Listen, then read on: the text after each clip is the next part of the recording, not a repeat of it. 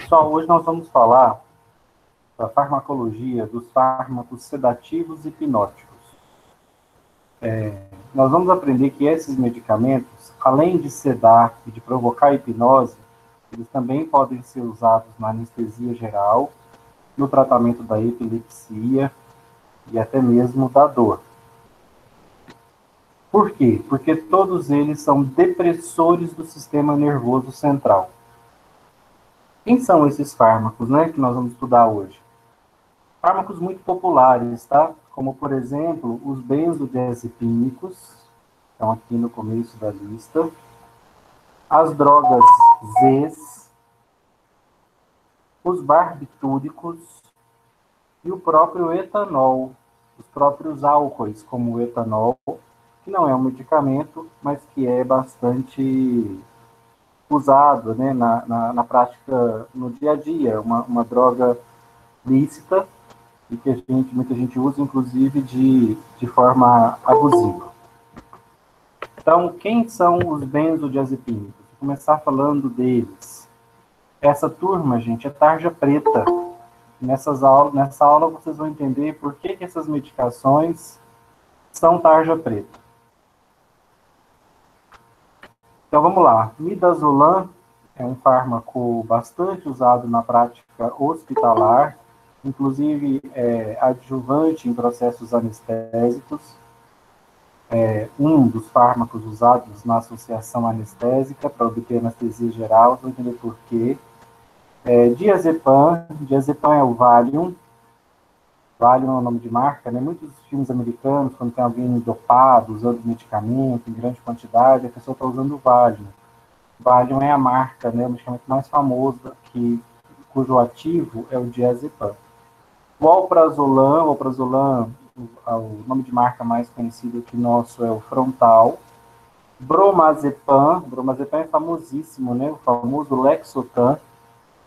E o clonazepam, talvez atualmente o mais popular dos benzodiazepínicos. O medicamento de marca à base de clonazepam mais conhecido é o Rivotril. As drogas Z recebem esse nome porque os fármacos dessa classe todos começam com a letra Z. Zolpidem, Zopiclona e Zaleplona. No Brasil, nós temos um uso muito mais significativo do Zolpidem. Ainda tem que confirmar se Zopiclona e Zaleplona estão sendo comercializados no Brasil no momento. Tem que ver na lista de referência da Anvisa. Os barbitúricos, uma classe de medicamentos que eram os grandes sedativos hipnóticos do passado. Tá? Fenobarbital, secobarbital, tiopental. Com a chegada dos benzodiazepínicos, como os benzodiazepínicos são mais seguros que os barbitúricos, eles caíram em desuso.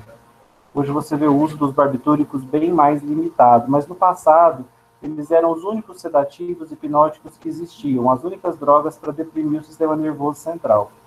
Mas hoje em dia nós já temos benzodiazepínicos e até as drogas Z, que são mais recentes. Fenobarbital e o secobarbital hoje são usados mais para tratar a epilepsia. O fenobarbital é um fármaco muito conhecido, a marca dele é o Gardenal. E o tiopental é usado em processos anestésicos, mas muito pouco hoje em dia, já que eu dou preferência para o uso de benzodiazepínicos associados com analgésicos opioides. Então, estou só apresentando para vocês alguns dos fármacos mais conhecidos dessa classe que nós estamos estudando hoje, os sedativos hipnóticos. São medicamentos que vão provocar efeitos depressores sobre o sistema nervoso central. E eles são tarja preta porque a depressão do sistema nervoso central é um processo farmacologicamente muito interessante. Por quê? Várias doenças que forem excitatórias do sistema nervoso central, ora, se a doença é caracterizada por um sistema nervoso muito estimulado, deprimir o sistema nervoso é um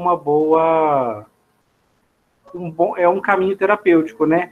A doença é excitatória, então eu deprimo o sistema nervoso central para buscar uma resposta farmacológica. Gente, espera só um pouquinho. Deixa eu fechar minha janela aqui, tá tendo um comício na minha rua.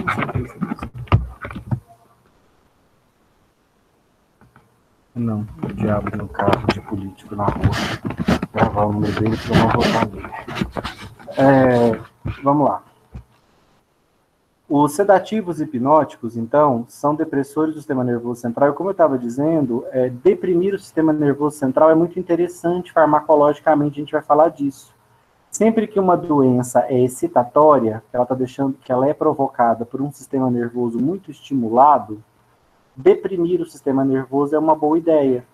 Então vocês vão perceber que é uma boa ideia deprimir o sistema nervoso quando eu estou muito agitado. Eu preciso de drogas para reduzir esse estado de agitação do sistema nervoso central. É interessante deprimir o sistema nervoso central quando eu quero reduzir a percepção de dor durante um processo anestésico, ou quero reduzir a memória, ou reduzir a memorização, né, gerar uma amnésia. Deprimir o sistema nervoso central é importante para eu não memorizar o que aconteceu, é o que acontece na anestesia geral, que a gente não se lembra do procedimento, gera um estado de hipnose, né, de inconsciência. Epilepsia. Epilepsia é uma doença excitatória, né, que o nosso sistema nervoso central está disparando potenciais de ação de forma muito acelerada. E aí, no epilético, eu quero reduzir essa neurotransmissão e, portanto, deprimir o sistema nervoso central é interessante.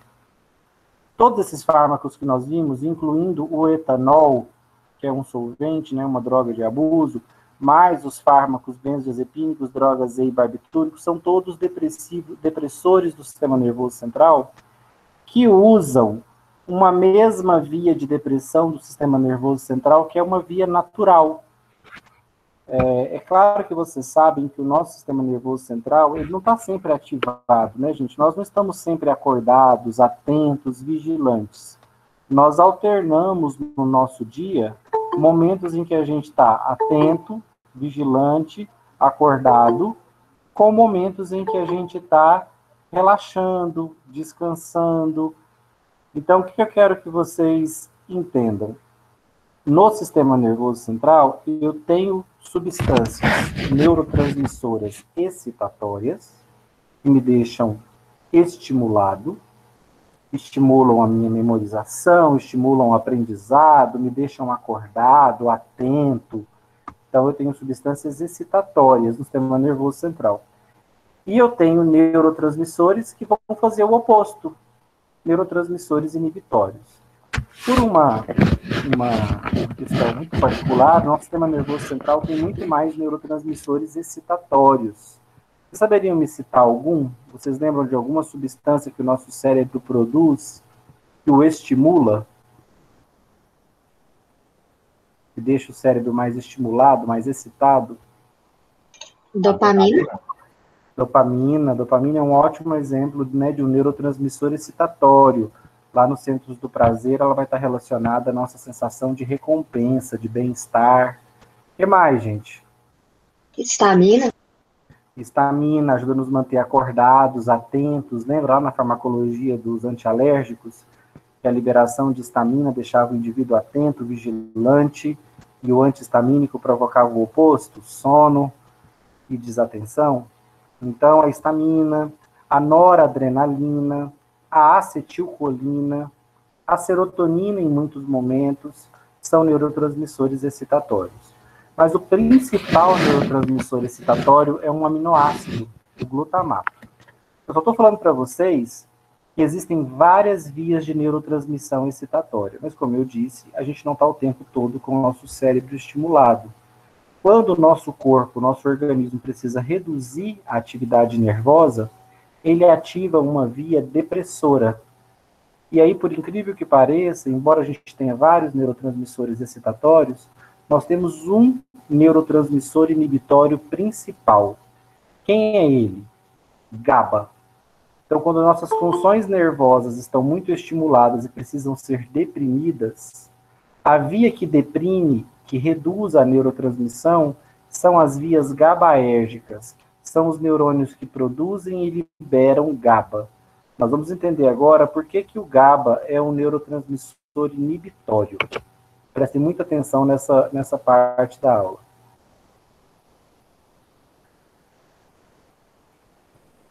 O GABA, pessoal, é um neurotransmissor inibitório. Primeiro vamos contar toda a historinha.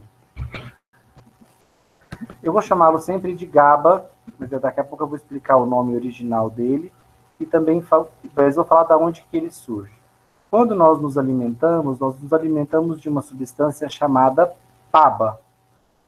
O PABA é um componente da nossa dieta, chama ácido para-aminobenzoico. Então, quando nós nos alimentamos, a gente ingere PABA, o sistema digestivo absorve o PABA para a nossa circulação, o sistema circulatório traz o PABA aqui para o sistema nervoso central. Os neurônios GABAérgicos vão usar essa substância, o PABA, o ácido para-aminobenzoico, para produzir o nosso principal neurotransmissor inibitório, o GABA, o ácido gama-aminobutírico. Calma, vamos ver quem é o PABA, quem é o GABA, só para vocês terem uma noção de estrutura química. É bom ir aprendendo a ter esse olhar para uma estrutura e quando olha para ela entende o que tá vendo. Vamos lá. PABA. Ó, esse é o PABA, gente. É o ácido porque olha aqui, ó, um grupo ácido carboxílico. Ácido para, porque na posição para, oposta, ele tem uma amina. Então, ácido para-aminobenzoico. Esse é o ácido benzoico. Esse aqui é uma amina. Então, é o ácido para-aminobenzoico. Esse é o PABA, é uma substância presente na nossa dieta. Até existe ele, ó, como suplemento. Então, PABA. Vamos ver agora quem é o GABA. Que o nosso organismo vai usar o PABA para produzir GABA. Esse é o GABA, né? Famosíssimo GABA. Ácido gama-aminobutírico. O ácido gama-aminobutírico é essa estrutura aqui, uma estrutura bem simples, né? Uma cadeia de 4 carbonos, tendo um grupo ácido carboxílico numa ponta e uma amina na outra. Uma estrutura de aminoácido, né? Então, o GABA ele tem uma amina e um ácido carboxílico numa curta cadeia carbônica. Esse é o famosíssimo GABA. Então, o nosso organismo, a gente na dieta absorve PABA e os nossos neurônios inibitórios transformam o PABA em GABA. O GABA é armazenado em vesículas, no neurônio pós-sináptico, e depois ele é liberado na fenda. Sempre que o GABA é liberado na fenda, ele inibe o próximo neurônio. A sinapse GABAérgica é inibitória. Então, vamos lá. Como é que o GABA consegue inibir o próximo neurônio? Quando o GABA é liberado na fenda, ele se liga num receptor, cuidado para não se confundir, tá? Num receptor chamado GABA-A. Por que ele tem esse nome que gera confusão? Porque o nome dele é parecido com o nome do neurotransmissor. O neurotransmissor inibitório é o GABA. O ligante do GABA, o receptor do GABA, se chama GABA também, só que é receptor do GABA do tipo A. A gente vai chamar ele de receptor GABA-A, mas é porque ele é o receptor do GABA do tipo A. Então, quando o GABA é liberado, ele vem e se liga no receptor GABA-A.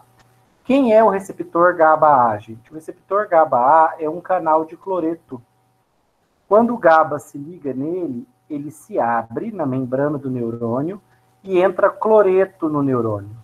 Pessoal, qual que é a carga do cloreto? O cloreto é um ânion ou ele é um cátion? Carga positiva ou carga negativa? Carga negativa. Negativa. Então, quando o canal de cloreto se abre, íons cloreto entram dentro do neurônio. Por que o canal de cloreto, que é o receptor GABA, o receptor GABA é o canal de cloreto? Por que quando o canal de cloreto abre, entra cloreto no neurônio? Porque o GABA, quando se ligou no receptor GABA-A, faz ele se abrir. O cloreto entra, e o cloreto, como tem carga negativa, à medida que ele vai entrando no neurônio, ele vai deixando o interior do neurônio mais negativo. A gente diz que esse neurônio está hiperpolarizado. Hiperpolarizar o neurônio, ou seja, deixar o interior dele negativamente carregado, é depressor sobre o sistema nervoso central. Por quê? Porque esse neurônio vai ser mais difícil dele despolarizar. vai precisar de um estímulo mais forte para eu tirar esse neurônio do repouso. Por quê? Porque despolarizar, gente, é abrir canal de sódio para o interior do neurônio ficar positivo. Só que aqui, ó, ele está excessivamente negativo, porque entrou muito cloreto. Então, para eu despolarizar ele, eu vou precisar abrir mais canais de sódio, fica mais difícil. Vou precisar de um estímulo mais forte para conseguir despolarizar esse neurônio. Então, quando o GABA se liga ao receptor GABA-A, o canal de cloreto se abre e cloreto entra. A entrada de cloreto deixa o interior do neurônio negativamente carregado e esse neurônio hiperpolariza. Fica refratário a estímulos, fica inibido. Quanto mais negativo está o neurônio, mais hiperpolarizado, mais difícil dele responder a um estímulo, mais difícil dele disparar um potencial de ação. Vai precisar abrir muito mais canais de sódio para ele sair do estado negativo e despolarizar. Vamos mostrar isso numa figura mais bonitinha?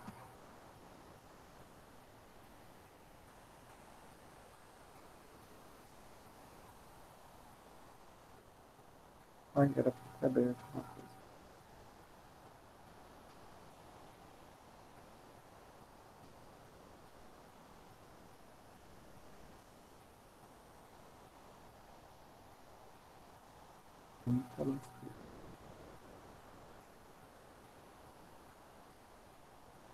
Aqui.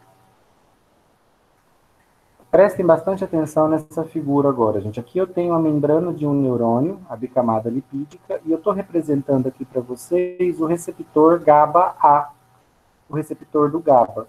O receptor GABA-A, vocês vão notar, ele é um canal de cloreto. Quando ele está aberto, os ânions cloreto atravessam por dentro do canal, vão para dentro do neurônio, provocando hiperpolarização, inibindo o neurônio. Lembrando que quanto mais negativo o neurônio fica na sua face interna, mais difícil dele despolarizar, mais difícil dele responder a estímulos. Então, estando hiperpolarizado, ele está inibido. Então, o que o GABA faz? O GABA se liga nessa e nessa região, bem aqui na parte externa, na parte voltada para o meio extracelular. O GABA se liga aqui e aqui e promove a abertura do canal de cloreto.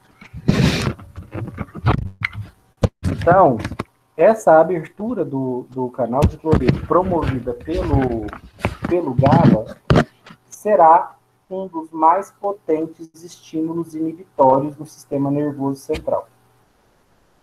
O que acontece quando eu provoco? E aí, vou apresentar para vocês aqui, ó, um exemplo de cada classe. Benzodiazepínicos, aqui está o Valium, né, o diazepam como exemplo, para vocês verem a estrutura química.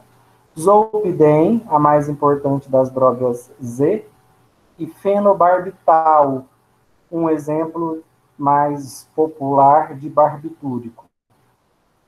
O que esses fármacos sedativos fazem? E quem está faltando eu colocar aqui nesse slide, que também é sedativo, que também abre os canais de cloreto? Está faltando inserir aqui o etanol, né? A boa e velha molécula de etanol. O etanol também é um fármaco que abre o canal de cloreto, que abre o receptor GABA-A. Reparem, ó, que o benzodiazepínico se liga no receptor GABA-A nesse ponto aqui. O zolpidem se liga no receptor GABA-A neste ponto. E os barbitúricos, como o fenobarbital, se ligam no receptor GABA-A num ponto bem distinto também, ó, no meio do canal. Todos eles, gente, seja o benzodiazepínico, seja o zolpidem, seja o fenobarbital, eles se ligam nos seus sítios de ação. Eles vão impedir a ligação do GABA? Não, porque o GABA se liga no mesmo receptor, mas num local diferente. Então, eu tenho o GABA ligado aqui, benzodiazepínico liga aqui, zolpidem liga aqui e barbitúricos liga aqui. Eles ligam no mesmo receptor, no GABA-A, mas em locais diferentes. E o efeito farmacológico deles, gente, é semelhante. Todos eles abrem o canal de cloreto. Então, se o barbitúrico ligar aqui junto com o GABA, ligando aqui, ele abre o canal de cloreto. Se o zolpidem liga aqui com o GABA ligado aqui, eles mantêm o canal de cloreto aberto. Se o benzodiazepínico, como o bromazepam, o clorazepam, o diazepam, se eles se ligam nessa região do GABA-A, com o GABA ligado no sítio dele, eles vão manter o canal de cloreto aberto. Eles têm um efeito aditivo. Vamos entender por que esses fármacos são, então, qual é a consequência, gente, de usar esses medicamentos. Vocês entenderam que todos eles se ligam também no receptor GABA-A, assim como o GABA. E eles mimetizam os efeitos do GABA, copiam os efeitos do GABA, amplificam. Por isso que eu vou chamá-los de agonistas alostéricos do GABA. Quem sabe me explicar o que é isso, gente? Um agonista alostérico do GABA. Tem um efeito oposto. Eles são agonistas do GABA. Agonista, o efeito deles é semelhante ao do GABA ou é igual? Semelhante. Agonista, o efeito é semelhante. Então, se o GABA provoca hiperpolarização e deprime os neurônios, os agonistas alostéricos do GABA, como os benzodiazepínicos, as drogas ESO, os barbitúricos e o etanol, também vão provocar hiperpolarização, também vão deprimir o sistema nervoso. Então, se são agonistas, é sinal de que todos eles também deprimem os neurônios, provocam hiperpolarização. O que significa dizer que eles, além de agonistas do GABA, gente, são agonistas alostéricos? O que isso significa dizer? Eles são agonistas alostéricos do GABA. Ele vai aumentar o efeito dele? De que forma? Aí você apertou, professor.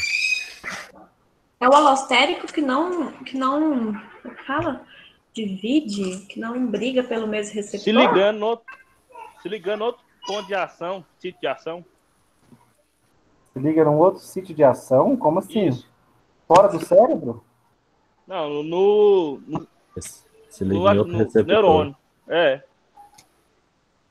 Não é competitivo. Ó, calma, respira. Quem formular essa resposta de forma correta, com os termos corretos, vai ganhar meio ponto a mais na primeira VA. Eu quero saber por que é correto dizer, o que significa dizer que um benzodiazepínico, uma droga Z, um barbitúrico ou etanol são agonistas alostéricos do neurotransmissor GABA. O que isso significa? Ele tem a semelhança, né? Só que ele não se liga no mesmo receptor. Eu acho que É errado. Professor, eu posso falar? Ele só que em lugares diferentes. Ele tem uma afinidade pelo mesmo receptor. Tem uma afinidade pelo mesmo receptor e o que mais? E se liga em um lugar diferente do mesmo receptor. Tá, e qual é a consequência disso? O efeito é potencializado. Perfeito. Quem falou isso? Renato. Ótimo, Renata. Então você ganhou mais meio ponto. Nem tinha mais meio ponto para ganhar, né, Renata? Pode dar esse meio ponto para alguém. Ó, vamos voltar aqui, ó. Quero que vocês entendam isso. Eu, na verdade, acho que todos vocês entenderam, que tentaram responder aí. Só não conseguiram usar as palavras, dizer do jeito correto. Ó, o GABA se liga no receptor GABA-A, abre o canal, porque o receptor GABA-A é um canal de cloreto. Então, quando o GABA, o meu neurotransmissor, se liga, o canal se abre e cloreto entra. O neurônio fica hiperpolarizado, fica deprimido. Deprime o sistema nervoso central. O benzodiazepínico, o zolpidem e o barbitúrico também se ligam no GABA-A e também abrem o canal de cloreto, provocando hiperpolarização. Por isso eu posso chamar os três de agonistas do GABA, porque o efeito deles é semelhante ao do GABA. O GABA abre canal de cloreto e provoca hiperpolarização. Eles também. Por que além de agonistas eu ainda chamo eles de alostéricos?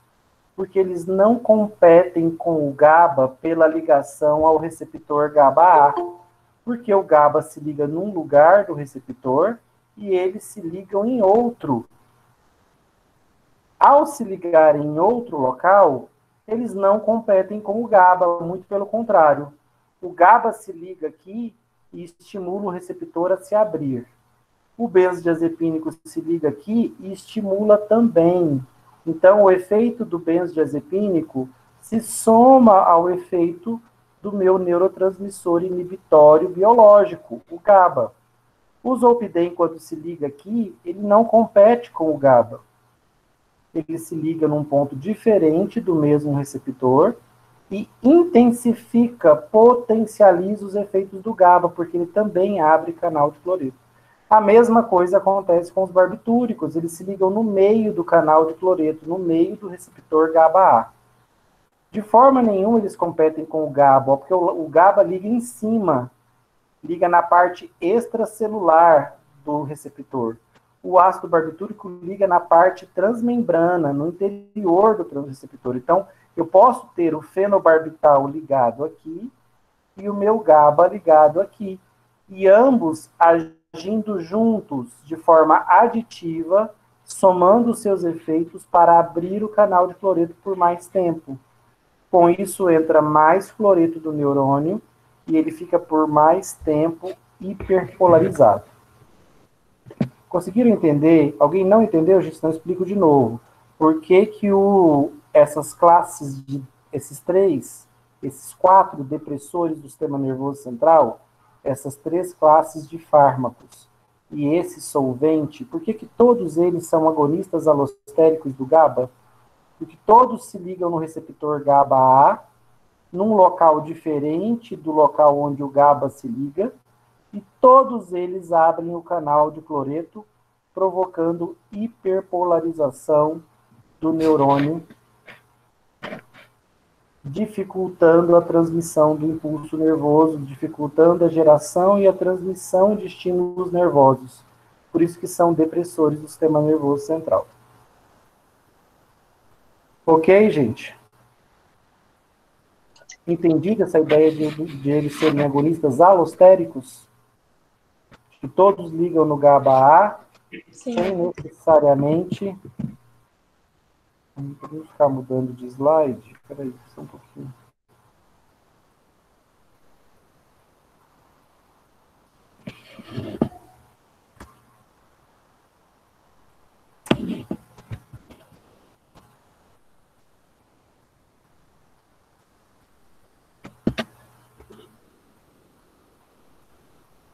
Tá. Então, vamos lá.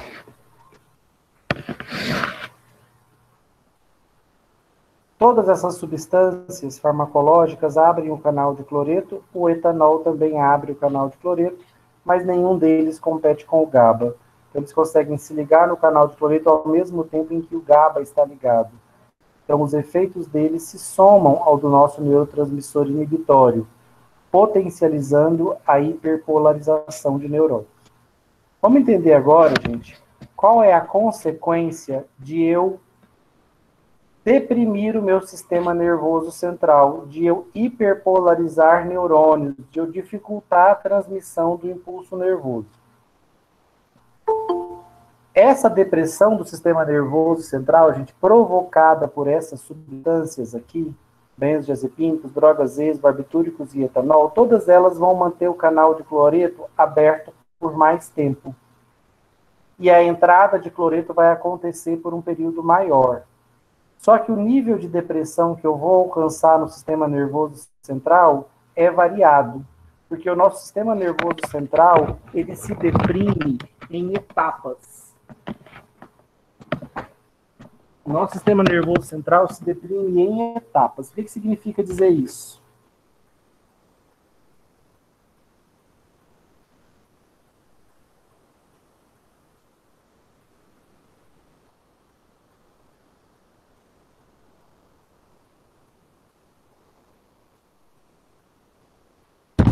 Significa dizer que o nosso sistema nervoso central se deprime em etapas. Significa que Quando eu uso essas substâncias em dosagens baixas, o efeito delas se soma ao efeito depressor do GABA e eu tenho um primeiro nível de depressão do sistema nervoso central. Eu obtenho sedação. Quem sabe o que significa sedação, gente? O que significa dizer efeito sedativo? Ó, estou dizendo para vocês que se eu tomar midazolam, clonazepam, zolpidem, fenobarbital ou etanol em quantidades, em doses baixas, o efeito deles vai se somar ao efeito do GABA, vai abrir canal de cloreto, vai hiperpolarizar neurônio, e eu vou obter o primeiro nível de depressão do sistema nervoso central, nível sedativo. O que significa, gente, um efeito sedativo? Vai diminuir a atividade do sistema central? Todos eles vão diminuir a atividade do sistema nervoso central em qualquer dose, porque eles são depressores do sistema nervoso central. Eu estou falando que quando você deprime o sistema nervoso central, você tem vários níveis de depressão. O primeiro, que eu já obtenho de cara, mesmo com doses baixas dessas substâncias, é o nível sedativo. O que significa provocar sedação no sistema nervoso central, gente? É sinônimo... Perda de consciência? Não, longe disso. Ó, anota aí. Sedação é o primeiro estágio de depressão do sistema nervoso central e é a mesma coisa que dizer efeito calmante, efeito tranquilizante.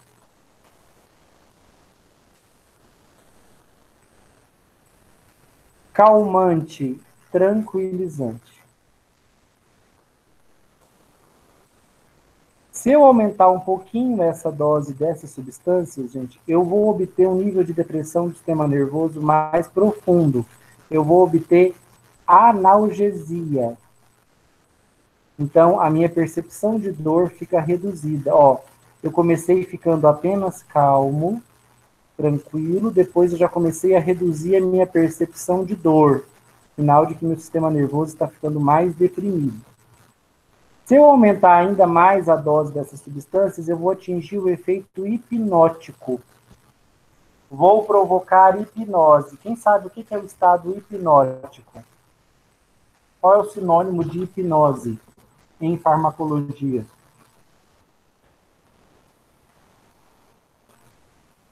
Alucinações? Não, O estado onde você não sabe diferenciar que você está lúcido, não, professor? não, gente. Efeito hipnótico é sono. Quando você está em hipnose, quando um fármaco obtém em você efeito hipnótico ou gera hipnose, ele gera sono, está dormindo. Então vamos lá. Clonazepam, usei uma gotinha, só um exemplo, tá, gente? Teórico, hipotético. Usei uma gotinha, sedação, me acalmo, relaxo. 2, já começo a ter analgesia, reduz a percepção de dor. 3, já relaxo os meus músculos, tem um efeito miorrelaxante e durmo. Hipnose. Olha só, gente, que interessante. Fármacos que, à medida que eu vou aumentando a dosagem deles, eles vão me gerando efeitos farmacológicos diferentes do sistema nervoso central e todos eles aproveitáveis. Se eu aumentar ainda mais a dosagem, eu vou sair do estado de sono e entrar num estado de anestesia geral. Então, gente, significa que o mesmo medicamento que eu uso para me acalmar, professor, eu também vou usar para anestesia geral? Sim. Qual que é a diferença entre obter nível calmante e nível anestésico geral? Dose. Então, se eu uso uma dose mais alta, eu posso chegar no efeito anestésico geral. É o que acontece com o midazolam. Midazolam em doses elevadas, ele vai auxiliar na obtenção da anestesia geral. O problema é que, olha como a anestesia geral é um estado delicado. Se eu aumento um pouquinho mais a dosagem desse medicamento, ele pode me tirar da anestesia geral e me jogar num estado de depressão do sistema nervoso central mais profundo que existe, o quinto e último, que é o estado de coma.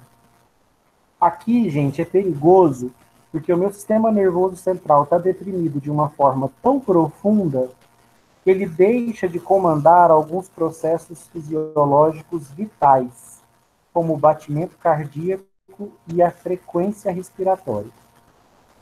Então, num estado de coma, os meus neurônios do sistema nervoso central estão tão hiperpolarizados, tão deprimidos, que eles não conseguem mais disparar impulsos nem para comandar processos fisiológicos básicos vitais, como a frequência cardíaca, como o batimento cardíaco e a respiração. Então, eu posso ter, durante o coma, uma parada cardiorrespiratória e acabar vindo a óbito. Então, a depressão do sistema nervoso central é algo muito melindroso. Por isso que o processo anestésico demanda a presença de um profissional anestesista durante todo o procedimento. Por quê? Se ele exagerar na dosagem do fármaco anestésico geral, se ele exagerar na dosagem do midazolam, por exemplo, ele vai obter coma. Como é que ele sabe, gente, durante o processo anestésico geral, que ele errou a mão, que a quantidade de anestésico está excessiva, a quantidade de midazolam, por exemplo, está excessiva, e que o paciente está entrando em coma? Como é que ele sabe? Respiração e os batimentos cardíacos. Exato. Durante o procedimento cirúrgico, ficam o tempo todo monitorando frequência respiratória e cardíaca. Se elas começam a cair, o anestesista já entende que a dosagem da substância está elevada, então ele reduz um pouco. Só que ele pode reduzir muito, gente, durante o período anestésico? Não, porque a dosagem tem que estar dentro da janela terapêutica para ter o efeito esperado e o paciente continuar livre da dor, né, com a ausência de dor e em estado de sono. Durante a anestesia, gente, o paciente ele não está só dormindo, ele está inconsciente, eu quero que ele continue. Não quero ninguém acordando com o peito aberto. Professor? Né, com uma cirurgia profunda sendo realizada, com o osso sendo cerrado e a pessoa acordando. Não, então ele não pode deixar a dosagem cair, porque senão o paciente vem para a hipnose, para o sono e acorda, ele sai da inconsciência, ou então ele vem para o coma e morre, se a dosagem ficar mais alta. Então, o processo anestésico geral, ele trabalha no limite da depressão do sistema nervoso central, com segurança. Mais que isso, eu entro no terreno perigoso do coma, onde a minha função cardiorrespiratória pode ficar prejudicada. Quer alguém perguntar? Sou uma dúvida. Nesse caso, há também uma janela terapêutica que os anestesistas utilizam para saber se, por exemplo, há cirurgias que duram várias horas. Aí ele, através também dessa monitorização da respiração e do batimento cardíaco, que ele vai saber se é necessário fazer uma nova dose? Normalmente, para uma cirurgia curta, ele pode trabalhar com uma dose só, porque ele conhece o tempo de meia-vida, o tempo de ação de cada combinação anestésica que ele usa, porque raramente a gente faz anestesia com um fármaco só, normalmente faz com uma associação. Mas você sabe, para uma cirurgia, tem protocolos clínicos, né? Para uma cirurgia de tal porte, de tantas horas, eu vou usar tal dosagem administrada dessa forma. Ou em infusão lenta, ou em bolos, vai depender do procedimento, do tempo que ele demora. Essas cirurgias super longas que a gente vê na TV, né, que ficou 12 horas anestesiando, ele certamente faz várias aplicações de anestésico ao longo desse processo e vai controlando o estado anestésico do paciente ao longo da cirurgia. Mas tem procedimentos, tá? Depende da cirurgia, da extensão, do tempo, do fármaco que você usa, da meia-vida dele. Aí tem procedimento para cada processo. E principalmente Sim, com a duração do processo cirúrgico que você vai enfrentar. Sim, que a dúvida também, professor, é uma coisa que eu tenho muita curiosidade, é saber sobre a coagulação, porque em tudo isso tem ainda a questão da coagulação sanguínea, né? E assim, é uma coisa que eu acho que assim, eu não vejo tanto assim, não sei, eu particularmente sou bem leiga nesse assunto, se o senhor puder até depois esclarecer alguma coisa. De coagulação do sangue? Isso, coagulação sanguínea, por exemplo, em cirurgias extremamente duratórias, né, no caso, como o senhor falou, é necessário fazer uma nova dosagem, tem um limite, por exemplo, de tempo que o paciente precisa ser fechado, questão da coagulação, nesse sentido. Ah, não, tem vários cuidados, tá? Esse procedimento é bem complexo. Você não pode deixar ele muito tempo, tem a temperatura corporal, que não pode baixar demais, você também não pode interferir na velocidade da circulação sanguínea, porque se o sangue não circular na velocidade padrão, se ele começar a circular muito lentamente nos vasos, especialmente nas veias, ele pode começar a coagular. E aí, durante um procedimento cirúrgico, você não pode usar anticoagulante, porque se você usar, o sangramento vai ficar muito intenso, o paciente vai perder sangue demais e vai a óbito.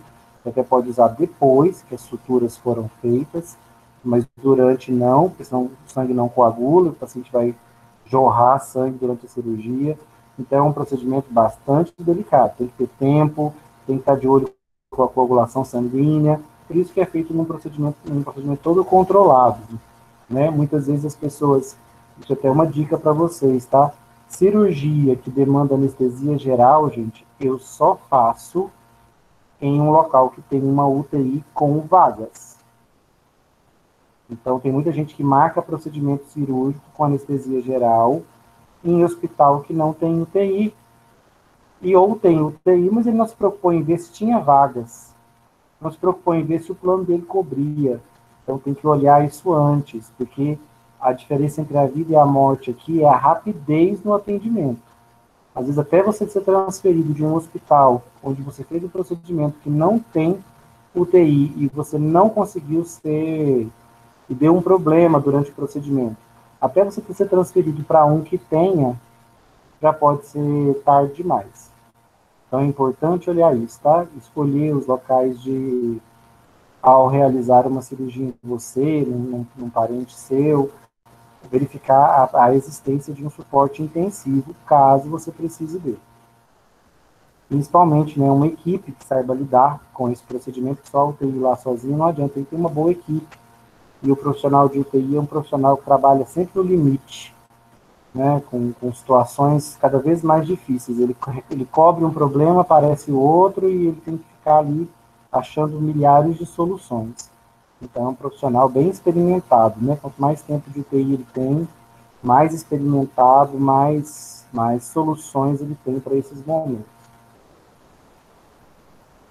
Estava falando para vocês, então, que essas substâncias, à medida que eu aumento a dosagem delas, eu obtenho depressão mais profunda do sistema nervoso central. Esse slide aqui até mostra isso, ó. Inicialmente um efeito relaxante, analgésico, miorrelaxante, aí eu vou gerar sono, anestesia, coma, morte. Mas vamos lá. Eu quero que vocês comecem a pensar agora para mim, quando é que eu vou querer, para quais patologias, gente, eu vou desejar efeito sedativo? Quando é que eu quero me acalmar? Para qual patologia que eu vou indicar essas substâncias como calmantes? Epilepsia, por exemplo. Na epilepsia, eu não quero deixar a pessoa calma, porque ela não está nervosa. Ansiedade? Ansiedade. Isso, na ansiedade. Só que não, gente, na ansiedade do dia a dia, no transtorno de ansiedade do dia a dia. Não há indicação para eu usar esses medicamentos no dia a dia de uma pessoa ansiosa. Mas o ansioso, ele pode, em alguns transtornos de ansiedade, desenvolver episódios de pânico. Pode ser dentro de um contexto de síndrome do pânico, ou podem ser episódios de pânico isolados. Por exemplo, em crises de ansiedade provocadas por estresse pós-traumático, ou crises de ansiedade provocadas por fobias. Então, a pessoa entra numa crise de um episódio de pânico, que pode ou não ser dentro de uma síndrome do pânico. Pode ser um episódio de pânico isolado também, dentro de uma outra patologia de ansiedade, dentro de um outro transtorno do medo, né? Dentro de um outro transtorno de ansiedade.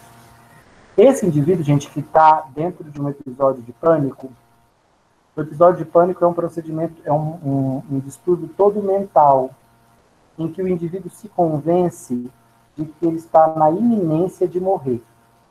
Ele começa a sufocar, ele começa a reclamar que ele está sufocando, que ele não está conseguindo respirar, nada disso. Ele está completamente descontrolado, emocionalmente descontrolado. Ele começa a achar que o coração dele está muito acelerado e vai parar a qualquer momento, e aí ele vai se desesperando e tem um episódio de terror, que dura alguns minutos, não dura muito tempo. Mas é devastador e o paciente não consegue controlar.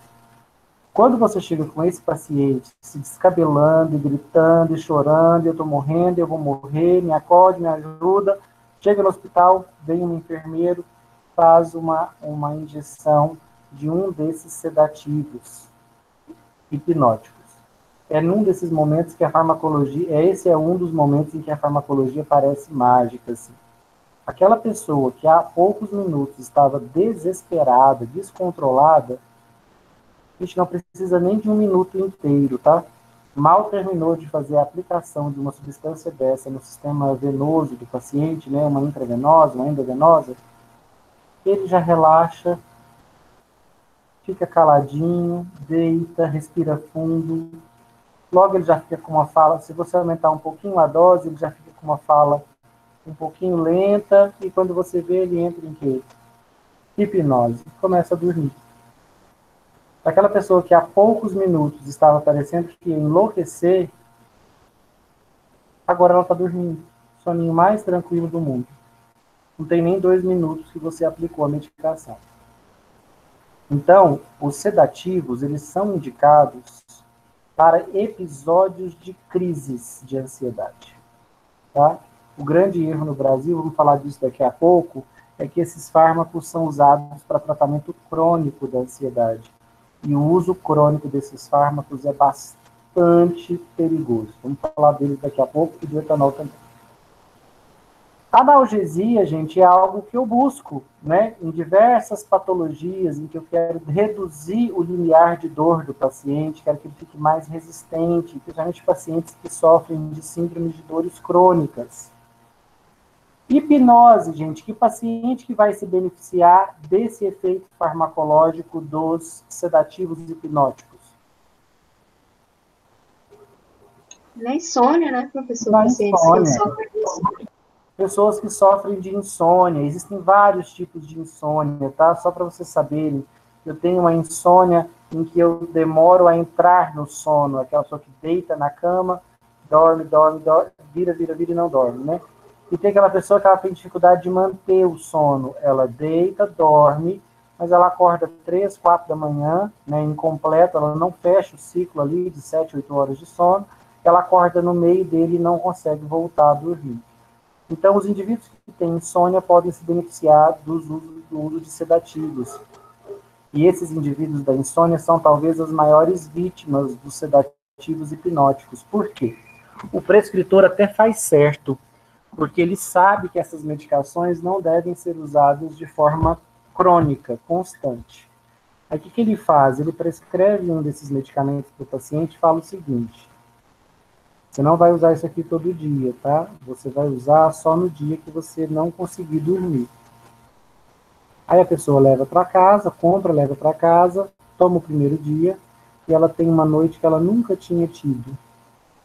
10 horas dormindo. Quando ela acorda, ela pensa, meu Deus, que maravilha, até que enfim consegui dormir uma noite de sono completa. No dia seguinte, gente, vocês acham que ele vai deitar e ver se precisa ou não do medicamento, se ele vai conseguir dormir sozinho ou não, ou no dia seguinte, em todos os próximos, vocês acham que ele vai tomar esse medicamento antes de dormir? Vai tomar antes de dormir. Vai tomar a dependência. Do resto da vida, ele vai ficar... Inclusive até 2. Ele nem espera ter a insônia, ele vai tomar antes de dormir. Então, essa é uma recomendação que não funciona para a maioria dos pacientes. Insônia, é importante vocês saberem que, embora muita gente trate insônia com medicamentos, para a insônia, medicamentos sedativos, hipnóticos, medicamentos para relaxar e para dormir, elas cometem um grande erro. Por quê? Porque insônia raramente é doença primária. Raramente. De cada sei lá quantos insônios, eles vão tirar um que, de fato, a insônia é a doença principal e tem que ser tratada. Na grande maioria dos casos, gente, o indivíduo insone, ele tem outros problemas que causam a insônia. Ela é sintoma de uma outra doença. Então, normalmente, o insone, a doença dele é ansiedade, é depressão, é sedentarismo que faz ele ter insônia. Não é. E aí, o que ele tem que tratar? Ele tem que tratar é a depressão. Ele tem que tomar antidepressivo. Quando é ansiedade, tem que tomar ansiolítico. E quando é sedentarismo, tem que fazer atividade física. Todos os estudos comprovam, gente, que o melhor remédio, aí não medicamento, né, mas o melhor remédio para dormir é atividade física. Precisa ser um crossfit? Precisa ser uma maratona? Não. Atividade física leve já é suficiente para melhorar substancialmente o tempo e a qualidade do sono. Mas a nossa sociedade não quer ouvir isso. Ela não quer ir lá no médico reclamar de insônia, ela não quer ouvir dele que ela tem que fazer caminhada e atividade física todo dia. Ela quer o quê, gente? Ela quer uma saída fácil. Ela quer um sedativo hipnótico. Ela quer uma medicação. Só que as pessoas muitas vezes não entendem que essa medicação ela não é tarja preta de graça. Não só tarja preta, né? Ela é de controle especial, ela demanda uma receita azul. Precisa ficar retida na farmácia. É um medicamento de controle especial. E sabe por que ele é de controle especial? Porque, primeiro, eles têm grande aplicação farmacológica. Gente, se alguém entrando agora na aula... Eita, Valdemar. Vamos lá.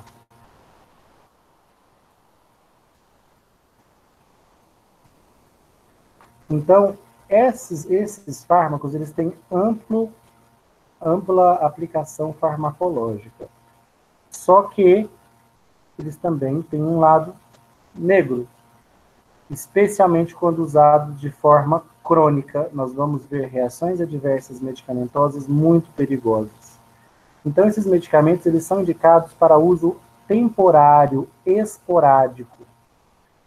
Hoje eu não estou conseguindo dormir porque eu fiz atividade física à noite, estou muito elétrico. Se eu usar hoje, uma vez na semana, esse medicamento, ele vai me provocar reações adversas perigosas? Não. Se eu usar a dose correta, não. Dificilmente. O problema, gente, é o uso crônico desses medicamentos. Eu tive um ataque de pânico. Se eu tomar essa medicação lá no hospital, eu vou ter reações adversas graves? Dificilmente. Se tomar na dose correta. O problema é fazer uso dessas medicações de forma costumeira, constante. Ao fazer uso de forma constante, eu me exponho a alguns riscos. Pode perguntar. Esses medicamentos também deixam a pessoa frito, igual os outros? Não, quem deixa frito... Com uso contínuo, com uso crônico? Olha, não é frito como o efeito da maconha, né, da cannabis sativa. Mas aqui, eles não são depressores do sistema nervoso central, então eles estão deprimindo todas as funções do sistema nervoso central. E à medida que eu aumento a dose, além de me acalmar, reduzir a dor, me fazer dormir, eles podem deixar até em coma. Então, eles vão deprimindo o sistema nervoso central de forma cada vez mais ampla. Isso significa, gente, que uma pessoa em uso desses medicamentos, ou em uso crônico de álcool, ou usando cronicamente os sedativos hipnóticos, ou usando cronicamente o álcool, que também é um sedativo hipnótico. Como é que vocês acham que está a cognição desse indivíduo?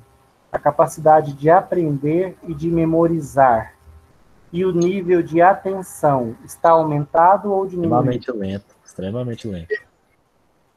É claro que o nível de atenção, os reflexos, A cognição, o aprendizado, a memorização estão todos reduzidos, gente, como todas as funções do cérebro. Nós temos, infelizmente, no Brasil, muitos dos nossos idosos são tratados com essas medicações aqui de forma constante.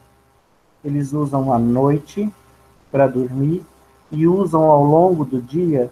Qual é o objetivo da família, gente? Manter o idoso sedado. Literalmente, eles são usados como sossega-leão. Então, a pessoa fica ali, entorpecida, o dia todo. Esses idosos, eles começam a apresentar problemas cada vez mais significativos de memória de curto prazo, eles já não lembram de nada, não lembram de quem entrou em casa, quem saiu, ele acha que a pessoa que acabou de se despedir dele ainda está na casa. Muitas vezes as pessoas pensam que é um sinal de Alzheimer, não necessariamente, pode ser por conta do uso crônico dessas medicações. A cognição, a memorização fica muito prejudicada. A mesma coisa acontece com os reflexos. Por isso que na bula de todos esses medicamentos vem escrito assim: não dirigir, não operar máquinas, porque os seus reflexos estão reduzidos. Precisar fazer uma freada, desviar de um acidente, de um pedestre, você não vai ter esse reflexo. Então você pode provocar acidentes, matar pessoas, se machucar. É o motivo pelo qual o etanol é controlado, é o motivo pelo qual aqui no Brasil a polícia rodoviária está cada vez mais rigorosa com a pessoa que dirige sobre o uso de etanol, porque etanol também abre os canais GABA-A e também provoca hiperpolarização, deprime o sistema nervoso central.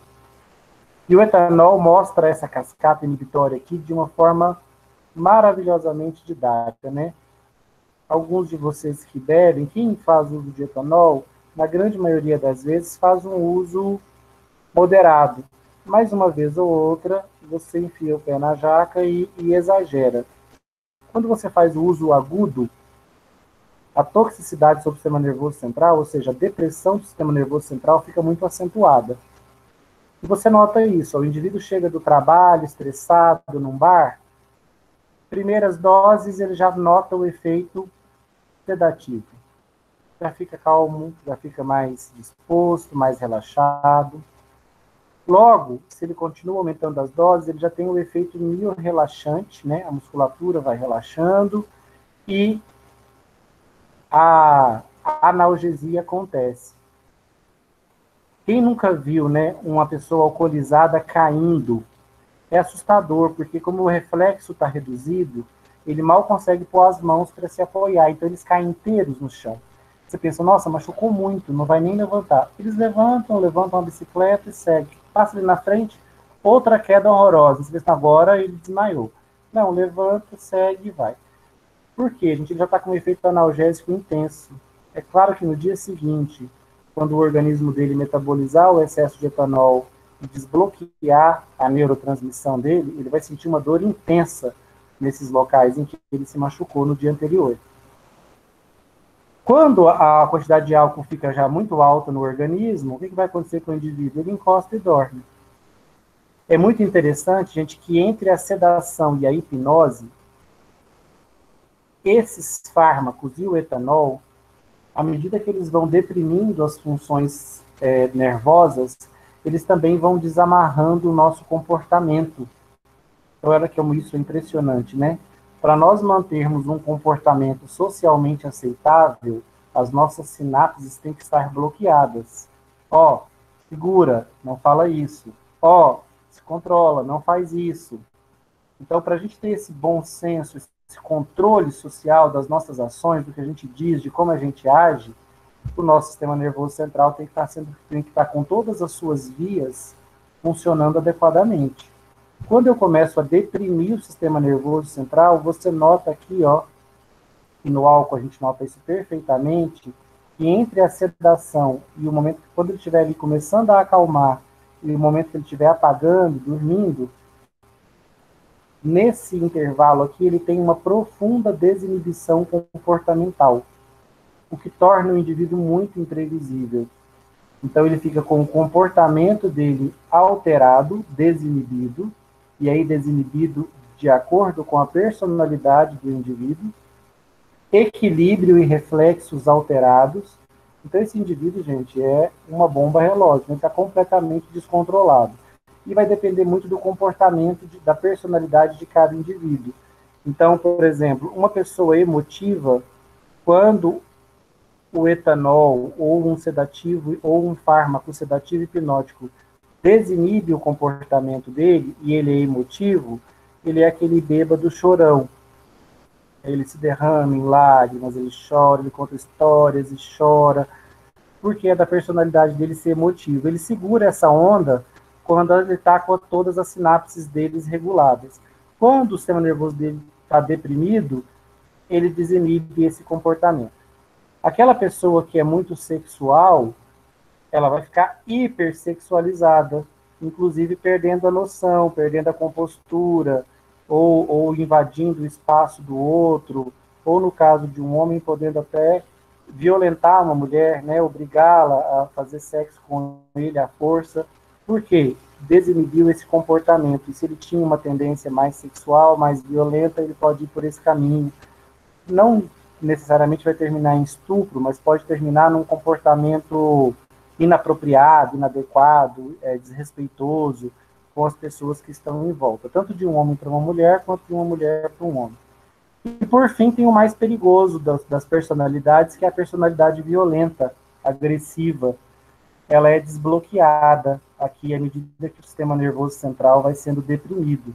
E aí é onde acontecem, né, os acidentes, os assassinatos, os acidentes graves, por conta dessas pessoas mais violentas, né, os espancamentos. Tudo isso acontece muitas vezes sobre o uso do etanol, que é um depressor do sistema nervoso central, e eu também observo isso no uso crônico dessas substâncias. Não sei se vocês já passaram por isso, mas muita gente se enrola bastante quando faz endoscopia, porque como a endoscopia é um procedimento muito desagradável, a pessoa faz o uso de uma dessas medicações para promover uma tranquilização, né, uma sedação do paciente, para ele acalmar, e ele fica num estado pré-hipnótico, não chega necessariamente a dormir, mas ele fica ali quase que dormindo, para ele não sentir o desconforto daquele procedimento. Mas se vocês já acompanharam alguém fazendo esse procedimento, ela fica com um comportamento completamente inibido. Se você fizer perguntas para essa pessoa, ela solta todas as verdades, assim, por quê? Ela já não tem mais esse controle emocional. Então, muitas vezes as pessoas se aproveitam desse momento para fazer perguntas que elas querem muito saber, enquanto a pessoa está nesse estado sedado, né? Sedado e hipnótico. Passei disso, eu estou no efeito anestésico. Gente, como é que eu sei que o meu filho é depressivo e tem tendências suicidas? Ele tomou, eu estou desconfiando, ele falou para mim que foi dormir, mas eu estou desconfiando que ele tomou vários comprimidos de benzodiazepínicos ou de zolpidem. Ou meu filho é alcoólatra e ele saiu, bebeu demais, chegou em casa, dormiu. Eu estou desconfiado se ele está realmente dormindo ou se ele está em coma. Como é que eu sei a diferença?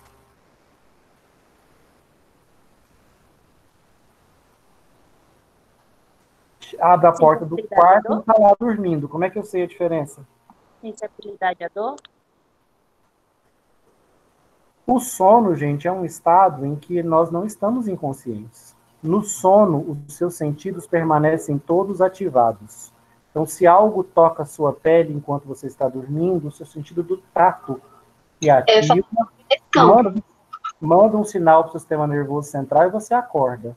Se um som alto começa, seu tímpano detecta esse sinal, gera um estímulo elétrico um impulso nervoso e você acorda. Se a luminosidade, mesmo você estando com o olho fechado, se a luminosidade muda, você percebe a diferença da luminosidade no ambiente, porque mesmo com a pálpebra fechada a gente consegue perceber alterações de luminosidade e você acorda. Então os seus sentidos durante o sono, gente, estão todos ativos. No estado anestésico, quando já estou anestesiado, os meus sentidos já não estão mais ativos. O estado anestésico já é um estado de inconsciência. Então você pode chegar nesse garoto lá, sacudir ele, beliscar ele, gritar com ele, balançar ele lá na cama, puxar cabelo, ele vai continuar apagado? Ele não está dormindo mais. Se ele tomou uma overdose de sedativos hipnóticos, ele já está num estado anestésico e talvez já está em coma. Se ele tomou uma overdose de etanol, ele já está no estado anestésico ou ele já está em coma. Como é que eu posso ter uma noção se já é anestesia ou se já é coma? Pela frequência cardíaca, né? Dá para aferir o pulso. Frequência cardíaca e respiratória. Eu posso olhar como é. A melhor indicativo para mim será a frequência respiratória, tá, gente? Eu vou olhar como é que ele está respirando. Se a respiração estiver bem discreta, bem lenta, tenho que correr para o hospital. Ele já pode estar num estado de coma alcoólico ou um coma medicamentoso, porque usou excessivamente substâncias sedativas hipnóticas. Essas drogas, esses fármacos aqui são os fármacos dos suicidas, tá? Em hipótese nenhuma, um paciente com tendências suicidas pode ter esses medicamentos à mão, porque eles permitem um suicídio medicamentoso muito discreto. O paciente toma a medicação, finge que está dormindo, quando a família perceber, ele já teve uma parada cardiorrespiratória durante o coma e faleceu sem dar nenhum sinal, nenhum barulho. Então, essas medicações não devem estar à mão de pessoas com tendências suicidas. Pode perguntar. Nesse sentido aí, a minha dúvida é que, por exemplo, então, não só idosos, né, mas qualquer paciente que faça o uso desse tipo de medicação, por exemplo, um benzodiazepínico, vamos dizer assim, um diazepam, ele fez uso de uma certa dosagem, por isso que há um tempo relativo que esse paciente não pode fazer uso de bebida alcoólica, porque no caso, então, ela potencializaria a abertura desse canal de sódio, né, e faria com que esse paciente pudesse ter, desde hipnose ou qualquer outro tipo de situação, por exemplo, ao volante, meio que isso? Isso, de forma nenhuma. Na bula dessas medicações aqui vem escrito para você não associar uma com a outra, porque o efeito delas todas se soma. Olha aqui, ó, elas se ligam em locais diferentes do mesmo receptor. Então, se eu tomar o fenobarbital, ele vai ligar aqui. Se eu tomar o benzodiazepínico, ele vai ligar aqui. Se eu tomar o zolpidem, ele vai ligar aqui. Os três vão ficar ligados junto com o GABA. Cada um liga num ponto. Então, eu vou ter uma somatória de efeitos. E essa somatória, se eu estava buscando apenas hipnose, apenas sono, eu posso terminar no coma. E na bula dessas medicações vem escrito em letras garrafais: não ingerir com álcool, letra maiúsculo e negrito, não ingerir com bebidas alcoólicas. Porque o efeito do etanol vai se somar ao efeito delas e vai potencializar o efeito depressor. Que, professor, me veio à luz algumas citações que acabam sendo recorrentes, por exemplo, em pacientes idosos, né, que às vezes a família não faz acompanhamento do uso do medicamento, e o paciente, às vezes, como o senhor falou, esquece que se tomou aquela medicação, às vezes, naquele dia, e toma de novo, e acaba potencializando esse efeito, então, da medicação, e às vezes o paciente chega o familiar, ele houve a perda de consciência, né, às vezes, e às vezes até já o paciente com parada cardiorrespiratória, nesse sentido aí, de fazer um uso, às vezes, nem por ciência, mas às vezes o paciente é bem idoso, não tem mais como fazer esse controle sozinho, e às vezes está aí a importância da família acompanhar, né? Não, isso é uso abusivo, isso é uso incorreto do medicamento, não é uso irracional. Então, num idoso, numa pessoa com tendências suicidas, é você que tem que dar essa medicação para ele e controlar os horários. Não pode deixar por conta deles, não. Por quê, gente? Vamos entender agora por que essas medicações são tarja preta e por que a gente deve tentar usá-las apenas em crises e o uso mais temporário possível. Porque quando usadas cronicamente, todas elas, o etanol, os barbitúricos, as drogas de benzodiazepínico, eles podem levar a quadro de tolerância farmacológica e dependência física e psíquica.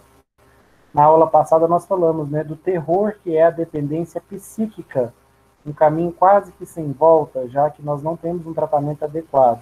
E também dependência física, de falta da substância quando a gente deixa de tomá-la. Pessoas que aprendem a dormir sobre o uso dessas substâncias, gente, quando param, passam a noite em claro. Porque o sono, e com dor de cabeça, com tremor, com taquicardia, ou seja, sofrendo uma síndrome de abstinência por conta da dependência física. A tolerância farmacológica que eles induzem é muito intensa. Tenho colegas que trabalham em farmácia que me relatam que tem pessoas que chegam na farmácia e compram 10 frascos de Rivotril. É o consumo mensal daquele paciente. Por quê, gente? Ele começou usando 1, 2 gotinhas para dormir ou para relaxar. Com o passar do tempo, 4, 6, 8. O que é a tolerância farmacológica? É que com o passar do tempo, eu começo a ter uma resposta menor para a dose que eu usava antes. Então, para eu conseguir manter a mesma resposta que eu tinha no começo, eu preciso de dosagens cada vez maiores. Então, esses medicamentos, eles com o passar do tempo, eu vou ficando cada vez mais tolerante a eles e precisando de doses cada vez maiores para manter o efeito que eu desejo.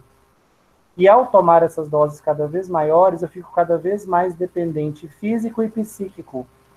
Por conta desse eixo de tolerância e dependência, esses medicamentos são tarja preta, lista B de medicamentos controlados e exigem receituário azul, tá? Porque provocam tolerância e dependência. Esse é o motivo deles serem tarja preta. Só que eu nem considero, gente, esses 2 eventos aqui os mais graves. Usados cronicamente, essas medicações podem provocar efeitos adversos mais perigosos. Vou terminar a aula falando deles. Quais são esses eventos adversos? Sonolência residual. O que significa isso? Tomei uma dessas medicações à noite para dormir, para relaxar. No dia seguinte eu acordo e fico sonolento. A manhã toda, até depois do almoço, ou o dia inteiro. O que significa? Eles tiveram um efeito muito prolongado. Por quê? Porque esses fármacos têm meia-vida longa. Alguns deles podem ter meia-vida de 40 horas, gente. Demorar quase 3 dias para ser eliminado do seu organismo. Então, esses fármacos, como podem ter um efeito prolongado, eles podem gerar essa sonolência residual. Vocês conseguem pensar qual é um problema referente à sonolência residual? O que isso poderia provocar no dia a dia de uma pessoa? Acidente no trânsito. E essa sonolência, gente, ela é especialmente perigosa para quem opera máquinas, para quem dirige, mas sabe para quem? Para os idosos. O idoso já tem uma estrutura óssea fragilizada. Essa sonolência residual, gente, aumenta de forma significativa o número de quedas e lesões graves, inclusive de morte, tá? Estou falando de cair de escada, queda com traumatismo craniano, queda com quebra de bacia, quebra de fêmur. Então, para o idoso, essa sonolência gera desatenção, deixa ele mais lento, com menos reflexos, e isso pode provocar quedas que no idoso podem até mesmo ser fatais. O outro aspecto de reação adversa provocada pelo uso crônico desses medicamentos e irracional, aquela pessoa que não quer caminhar, ela quer tomar medicação para dormir todos os dias, ela acaba podendo desenvolver, gente, um quadro que eu considero o mais terrível, um apocalipse zumbi. Amnésia anterógrada com sonambulismo. O que significa isso? Nós achávamos que isso era um evento adverso raro, mas a literatura tem mostrado para nós que ele é cada vez mais comum na população. Vou contar algumas histórias para vocês entenderem o que é amnésia anterógrada com sonambulismo. O paciente faz uso crônico dessa medicação e durante o dia ele acha que ele está acordado, mas ele não está. Ele está num quadro de sonambulismo, ele está parcialmente acordado. E o que ele fizer nesse estado, ele não se lembra de nada, por isso a amnésia anterógrada. Ele não se lembra do que ele está fazendo neste momento. O que vai acontecer? Como é que nós começamos a perceber isso? Vários relatos. O paciente estava... Pega o celular dele, olha, saque na conta dele de R$500 no dia anterior. Corre no banco, cancela cartão, abre um procedimento, o banco vai olhar quem foi que fez o saque, aciona as câmeras, quem é que estava fazendo o saque? Ele. Ou então ele acorda de manhã e reclama que alguém comeu um doce ou uma comida que estava na geladeira, que era para durar dias, e a pessoa comeu tudo, ele vai atrás e briga, quer saber quem foi que comeu. Quem que acordou durante a noite e comeu tudo? Ele. Ele se lembra? Não. Gente, essas pessoas saem de casa, dirigem, fazem compra, encontram pessoas, conversam, voltam. E se você perguntar no outro dia se ele saiu de casa, ele diz que não. Se ele encontrou fulano, ele diz que não. Isso aqui foi acumulando relatos cada vez mais graves. Nos Estados Unidos, onde o inverno é muito intenso, as pessoas perdem membros, dedos, nariz, porque saem de casa sem estarem devidamente agasalhadas. E aí, como o frio é muito intenso, quando se dão conta ou quando alguém resgata, a pessoa já necrosou dedo, já necrosou nariz. Relatos de quase afogamento dentro de casa, a pessoa apaga dentro da banheira e sofre uma situação de afogamento dentro da banheira de casa. Então, a história foi ficando cada vez mais complicada, porque começou a surgir nos tribunais alguns advogados alegando: o meu cliente matou, mas ele é usuário dessas medicações, ele estava sob efeito delas, e ele não se lembra do ocorrido. Pode ser verdade? Pode. Pode ser o advogado usando uma estratégia para amenizar a culpa do cliente? Também pode. Mas eles podem provocar isso? Podem. O que o indivíduo faz nesse estado, gente, ele não se recorda. E aí, acidentes graves podem acontecer? Podem e acontecem. Aqui em Anápolis, 2 anos atrás, 1 ano atrás, eu acho, morreu um rapaz na prefeitura, o outro ficou gravemente ferido.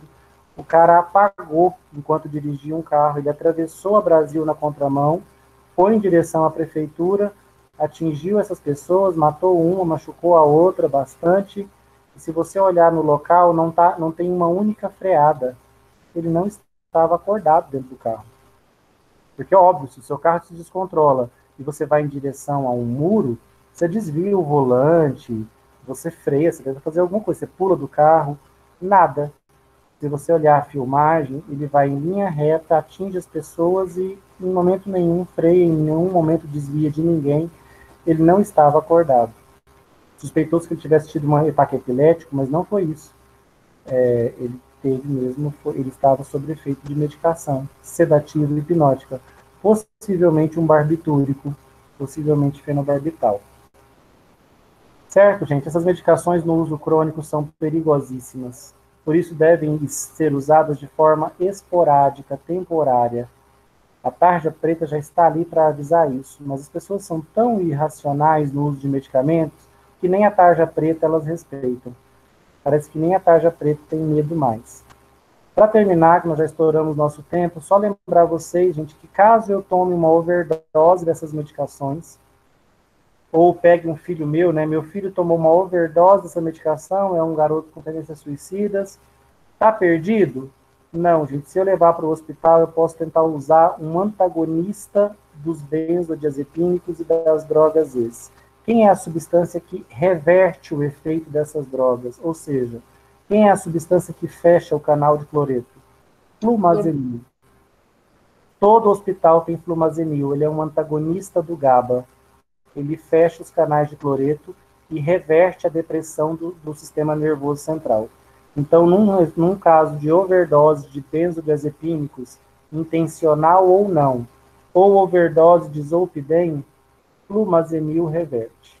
Tá? Ele é um antagonista dos benzodiazepínicos e do GABA, porque olha aqui, ó, o flumazenil se liga no mesmo lugar que eles. Então, ele compete com esses fármacos e fecha o canal de cloreto. Só que ele não é antagonista dos barbitúricos. Por isso que os barbitúricos são perigosos. Eu não consigo antagonizar o efeito deles, porque eles se ligam num local muito diferente do receptor GABA-A. O flumazenil só antagoniza o efeito de benzodiazepínico e zolpidem. Se eu tomei uma overdose desses medicamentos, flumazenil reverte o efeito deles. Certinho, gente?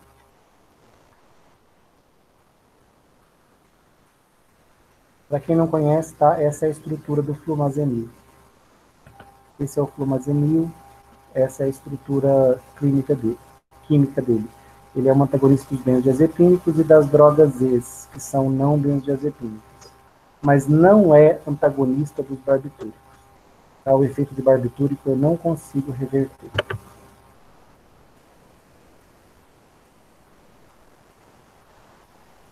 Dúvidas?